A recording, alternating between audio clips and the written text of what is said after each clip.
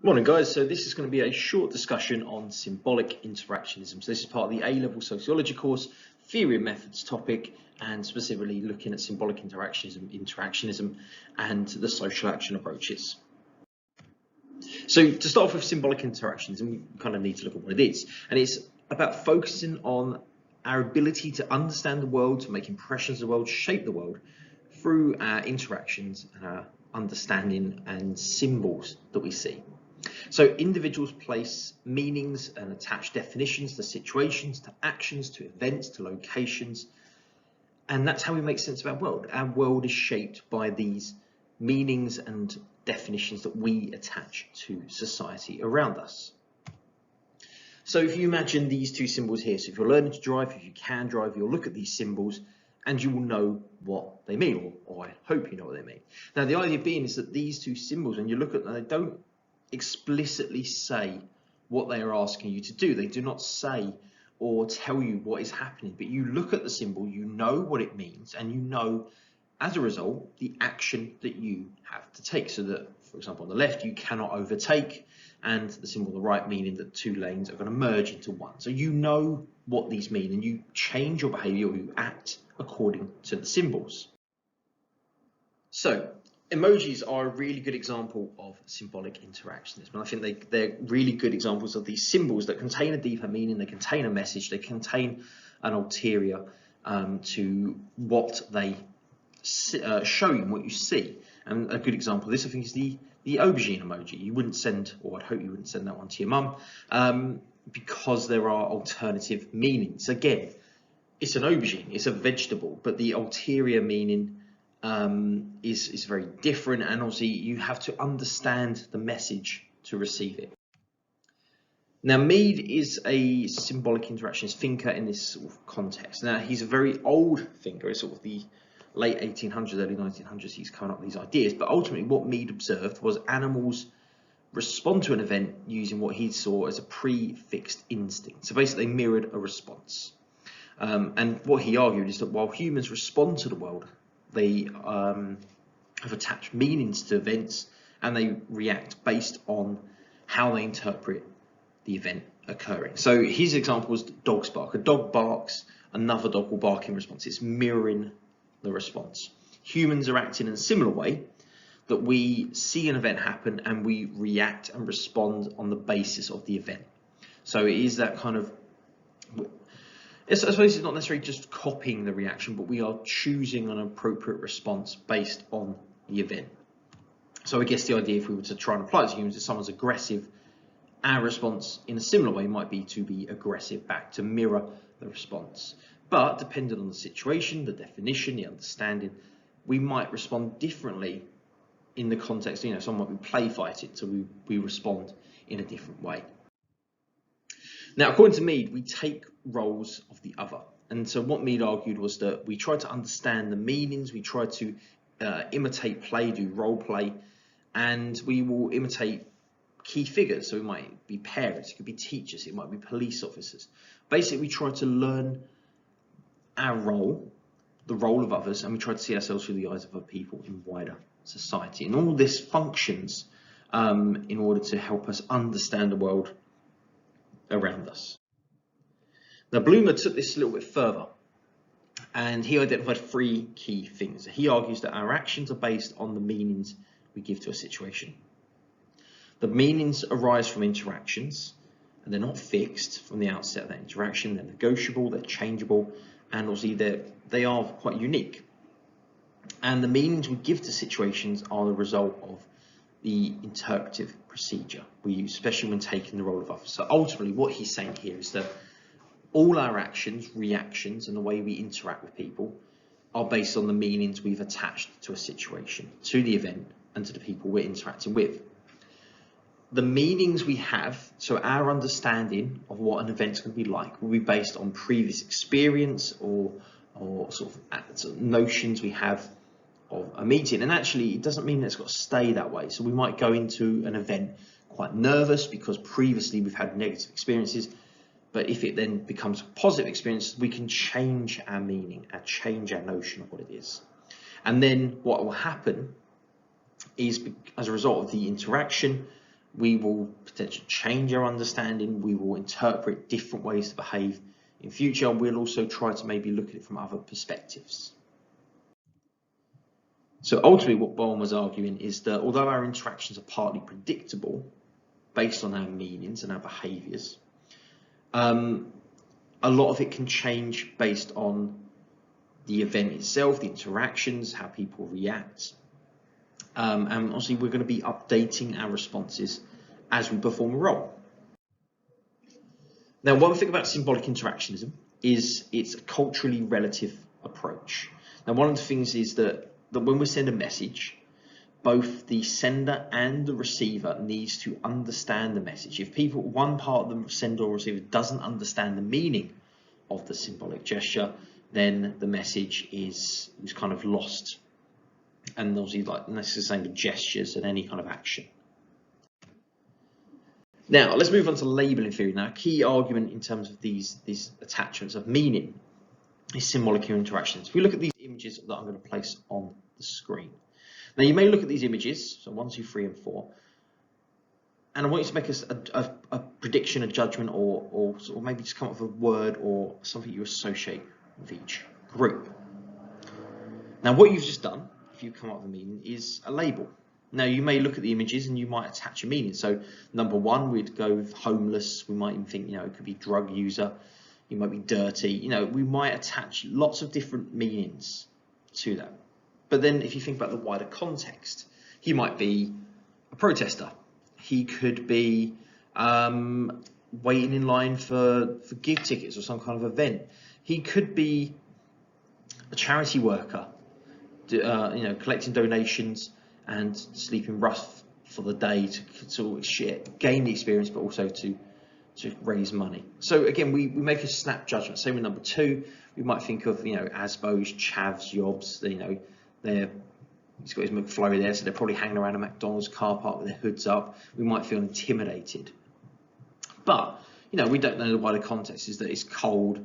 They're outside because they've given up their table to an elderly couple because it was pretty busy, so that's why they're sitting outside. Number 3, you might assume that she's a prostitute, but she could be a girl just giving directions to someone. She could be paying a taxi driver. She could be saying bye to her dad after he's dropped her off at youth club. We don't know the context. Same with number 4, they could be a charity 5-a-side football team waiting for their minibus to pick them up to take them to their charity event to raise money for underprivileged kids. We don't know the context, but the ultimate idea of labelling is we attach a meaning. Now, once we've attached a meaning, we're going to treat these people differently. They may interpret the way we're treating them, they internalize it, and they behave differently. And Becker brings this up in a number of ways. Now, particularly Becker's work does apply a lot to crime and deviance. It also applies to education. So you would have seen Becker on labelling theory a couple of times by this point. Now, his work comes under symbolic interactionism because it is linked with the idea of attaching a meaning, an understanding, and a response to that meaning. And when he looked at crime and deviance, the quote that he kind of puts forward, and it's an interesting one, is the idea that interpreting deviance is not a set of characteristics of individuals or groups, but as the process of interaction between deviants and non-deviants. Again, there is a wider quote that's the idea that there is no inherently deviant acts, just acts we label as deviant. And that's kind of the argument he's making, is that there's no such thing as a bad person, a criminal person, a deviant person. It is the interactions between individuals where one of them will assign the role of you're a deviant, I'm not a deviant, and then that creates deviance in society. So just looking for this flow diagram. So an individual might commit a deviant act, which depending on the situation, it could go unnoticed, and nothing happens, or it's observed. Now, if it's observed, the individual becomes labelled. They are labelled by society.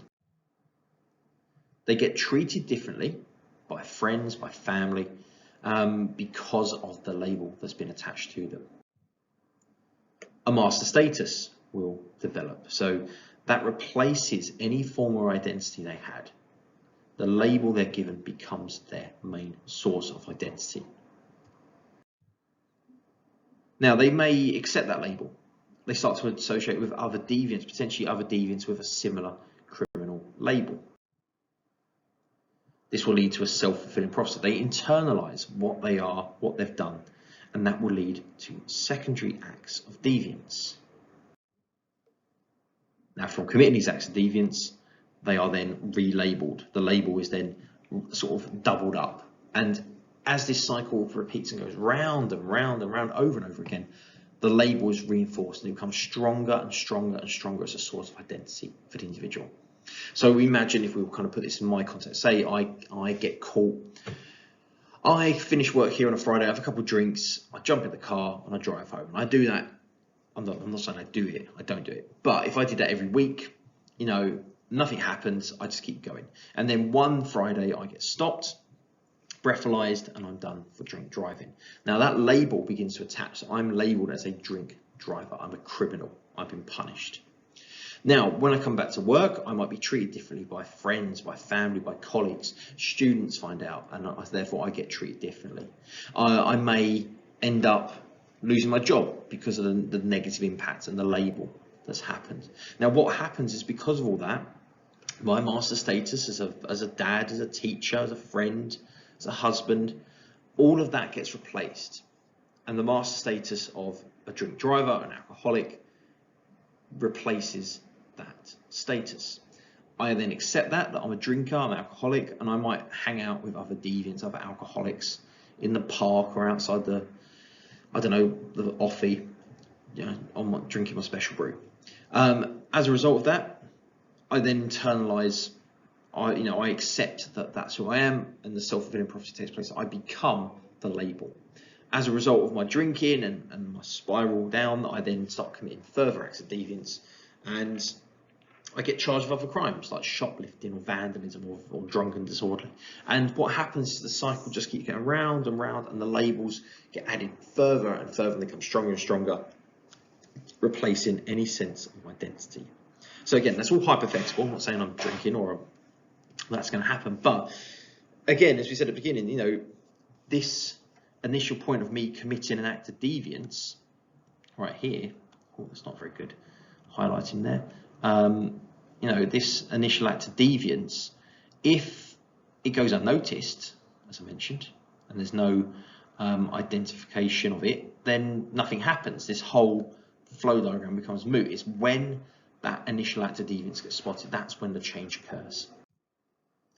So in a slightly more conventional context, we looked at it in education. We know the teacher has an image of student based on dress, demeanour, postcode. That creates an expectation of their performance, whether they're going to succeed or underperform. They treat the pupil differently. They communicate that in terms of the praise or punishment. Pupil will internalise it. Their behaviour changes. It confirms the teacher's expectation. The teacher has had this idea that, you know, he predicted that student will underachieve at the beginning of the year. They've underachieved. It's all confirmed, and they continue to repeat the cycle with a new cohort of students every year. Now, labelling theorists have three key concepts. Now, again, we haven't necessarily looked at these concepts in much depth previously. We kind of gloss over them and kind of chuck them into that flow diagram. But these are three specific concepts and processes that happen during the labelling process. So we have deviant situation, defining the situation, the looking glass self, and the career. So the first of these is defining the situation. Now, Thomas argues that if people believe a situation to be true, it will have true consequences. So this is almost the very beginning of the labelling process, where a teacher, a moral entrepreneur, someone with power, labels another. They attach a meaning. They have a definition or an understanding of an event. Now, that's followed on with the looking glass self. Now, the looking glass self was Corley's initial argument. And again, it's the idea that we internalize the expectations, the treatment, the viewpoint of how others see us and treat us. And this is effectively what we always generally refer to as the self-fulfilling prophecy. We internalize the viewpoint. We see ourselves from the viewpoint of others. And this then leads to the deviant career, or the career. So this is where the secondary deviance, the deviant career that Lemur discusses in depth comes up. And again, once an individual has been labelled, they're treated differently, they develop the career which then starts that process off again. It reinforces a label and will lead to the master status being adopted. So again, some key concepts there, but they are pretty much ones we've already looked at. We've already gone through the process of labeling several times. This is just a few specific concepts for labeling that we've never really addressed prior to this section.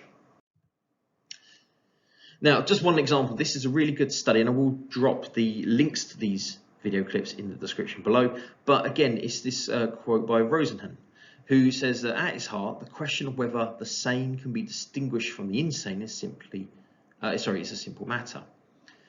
Do salient characteristics that lead to diagnosis reside in the patient themselves or in the environments and contexts in which observers find them? Now, this is a really good example of labeling. So this researcher got people to present themselves to doctors or mental institutions claiming symptoms of an illness, a mental illness that he had created. So it would be stuff like hearing specific voices. They're presenting, they weren't looking after their personal hygiene and weren't brushing their teeth. And he wanted to see how many of them would be labelled as mentally unwell and potentially sectioned. And the idea being that this would be a short test, see whether they get sectioned, and then basically they would say, oh, no, I made it up, I'm sane, and asked to be released. And he told the people that they might be kept for 1 or 2 days in an institute and then released. But that obviously didn't quite work out as he planned, because what happened was that a lot of the people, once they were labelled, they were institutionalised, and then any action, anything they did in these institutions just reinforced the label that they were insane. So saying I'm not insane, I made it up, just became another symptom of their insanity. And some of these people ended up being kept in institutions for far longer, months at a time even, than they'd originally been suggested. So a really good study, again, worth watching the video, just to put this context of labelling into a kind of a real practical situation. Now, Gossmans' model and the dramaturgical analogy. Now, again, there's another link here. I'm just going to drop this in the description. One worth watching. But Gossmans' dramaturgical model is the idea that if you think like all the world's a stage, life is a performance, and he kind of takes that model into this process. So Goffman looks at the day-to-day activities we engage in, the commenting on interactions, engaging in using the drama metaphor. He analyses how we perform and manage the characters we are, and he came up with 2 key concepts. So he talked about the presentation of the self, first of all. So we try to present a certain image of ourselves to our audience. Goffman says that we must control and adjust our image, observing the reaction of others, and we try to create a convincing performance. And if you think in my role as a teacher, when I enter the classroom, I try to create the image of a teacher. So I will do this in terms of I have to wear a shirt and a tie and smart clothing. I wear my staff ID badge. I'll bring my props, which will be my board pen, my eraser, my laptop, my books. I will obviously perform and present information to you. I've obviously rehearsed that information. The lesson is planned. The materials have been prepared in advance. So I know what I'm going to do. I have rough timings. I have rough planning. So again, I've rehearsed my performance. And I will effectively perform a lesson to the students I teach. Now, once I perform that role, and I'm trying to convince that's my role, and I'm trying to convince the audience, the students, that I am a teacher, I am a teacher, I'm trying to convince them that my performance is genuine, I will go backstage and engage in pressure management. So I'll go to the backstage. The front stage is the classroom, the backstage will be the staff room. And I will sit and I will reflect and I'll think about, what did I do well? What elements of my performance were good and potentially genuine? Which elements of my performance need to be developed and improved? What should I get some extra props? Which props didn't work? And ultimately, this is the impression management, thinking about what I've done and how to make my performance better. So this is as I said, the front stage and the backstage. You're performing on the front stage, which is your classroom. The backstage, you are hiding your performance, or you're maybe perfecting it, reflecting on it. You're probably your sort of true self in the backstage. The front stage, you're acting. if you have a part-time job, think about how you might perform when you're on the shop floor, or sort of in the customer-facing role. So if you work at a restaurant, you know, when you're dealing with the public, the way you present yourself will be very different to when you're in the staff room, when you're backstage, when you're in the kitchen, where you're away from the members of the public, and the way you perform, where you behave, will be very different. Another video, again, I will drop in the link. It's a really good argument looking at the realities of social media versus the reality of life. And just as an example of this, I can show you two examples of my own social media output and the reality. So some of my social media output here from my Instagram, because I'm that cool, would be stuff like these. So as you see, images of my planner, which is all chaotic, you know, the word of the week program that or activity I did for a number of weeks, which again, I don't really do anymore, but for a number of weeks, this was kind of words of the week, and every week I'd go and wipe off these chalk wall words, I'd write new ones up on the window. The paper plate dinner party for Sociology, which hopefully we'll get to do once Corona's over. You know, planning, resources, you know, this is all the stuff that, you know, my front stage. And again, I don't use hashtags, I'm not that kind of person. I'm not that sad to shove a top teacher or aim for the A hashtag onto my post, but these will be the kind of images you might see. In the reality, this is all front stage. The reality, the backstage, is this. This is my desk. And again, the image that I present is this on top of teacher, hard working, motivated, you know, which I am, but again, that's the image I present. The reality is this is my desk, the chaotic mess that is my desk, with piles of marking and just paperwork and planning that's like rewritten and drafted over and over and over again. This is the reality of my work life. Sitting at this desk in chaos, staring at the screen, making the PowerPoint you can see that we're watching right now. So this is the reality, and this is the backstage that I hide, whereas the front stage is the Instagram post, what I put out to the world. Now we're going to move to ethnomethodology. Now ethnomethodology is a slightly different approach, and it's the idea that an illusion shared by everyone becomes the reality. So ethnomethodology is a slightly different argument with symbolic interaction. We still do symbols and meaning, but it's presented in a different way. Now, the first of these is I want to put forward the balloon analogy. Now, this is my own analogy, so something I've created. Now, the balloon analogy, in terms of this ethnomethodology, is if you imagine a little image, we have social order. Social order is maintained like a set of balloons. We're holding a big set of balloons, and that's social order. Now, the balloons don't have a big impact on our lives. They're there, they're above us, they're pulled along where we go, but we don't really think about them. They're not really doing much, having much of an impact, but they are fragile. And the only reason we realize that social order has been disturbed or disrupted is when one of those balloons pops. And we quickly act to replace the balloon that's popped to restore social order. And the idea being is a metaphor for society, and this ethnomethodology is that, you know, social order is like the set of balloons floating above us. They're there, they don't really do much, and we all, you know, we acknowledge they're there or believe they're there, but it's only when something happens that disrupts it that we begin to question is it there, and then we have to act to restore it. So this is the work of Garfinkel, who sort of came up with a set of approaches to deliberately disrupt social order to highlight how fragile and how it's not as strict and enforceable and rigid as we're led to believe. And the idea being that if all those balloons popped, if all social order is disrupted, we're going to lead to social chaos.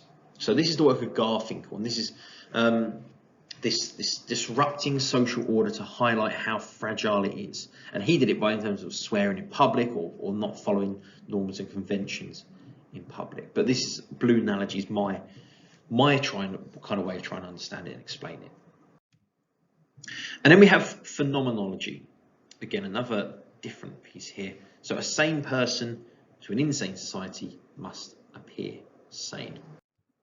So if we think about phenomenology and Christmas, so when you think about a typical Christmas day, you celebrate Christmas, you have celebrations, you have traditions, and that's how we understand Christmas. That's our understanding of Christmas and what it means to us. Now, Christmas, if you think about how other cultures celebrate, even how other families with those sitting around you in your area will all celebrate Christmas differently. They will have their different customs, traditions, different activities, different ways of celebrating. Now, we might look at other cultures, other families, even our friends' version of Christmas, and we might find them weird. But that's because it's different to how we understand Christmas. So our understanding of it is very narrow, and it differs from other people. So the best example I think of is the way that my family celebrate Christmas is very different to how my wife's family celebrate Christmas. And our experiences of Christmas growing up were very different. So the idea being that when I would go and spend Christmas with her family, I found it very odd, very weird. It was a very different type of Christmas. It didn't feel like Christmas to me. Vice versa, when she would come spend Christmas with my family, normal for me, but it was uncomfortable for her. And again, it's the idea being that we have our own understanding of Christmas, and being placed in a different situation makes it feel odd. And then lastly, in your pack, there are some evaluations of social action theory for you to take a look at. So quite a short overview really of social action theory. Hopefully this has explained some points for you, but as I said, use your pack alongside this, go back through the materials, reread it, and check your understanding of those key thinkers. And last but not least, on the last slide here are just some extra viewing to help explain social action approaches. So as I said before, these links will be dropped into the description. And there we have it. Thanks for watching. And again, if it's helpful, leave a like or a comment or anything just to help me develop these further. Thanks for watching.